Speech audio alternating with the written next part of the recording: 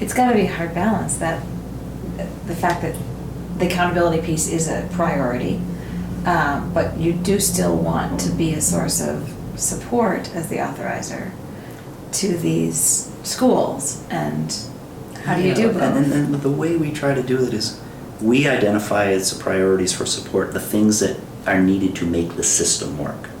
So versus, I'm the advocate of maybe what this particular school wants, or even a group of schools necessarily want, if it's something where it calls into this systemically is not working, and that's fair game for us, and the legislature does look to us for our perspective on those system sorts of things. And so, I will say that the work is really, it's a monumental task, and because just getting the basic sort of accountability structure in place is still such a heavy lift, we are not doing a good enough job of sort of making sure the schools know how much we're also pushing for things like facilities funding and these kind. They don't see that side. They see the scary side of us, and maybe individual schools see what we did about this situation or that situation, but we don't spend a lot of time blowing our own horn to the schools and saying, we got this done, and we got this done, and we got this done, and maybe we need to.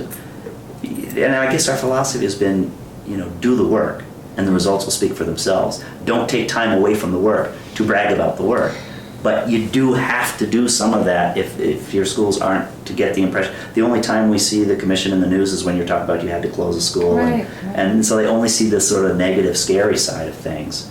And so we need to invest some more in that in terms of the relationship building and telling the story of what we're doing. Mm-hmm. There was a reason why the legislature said accountability, job one.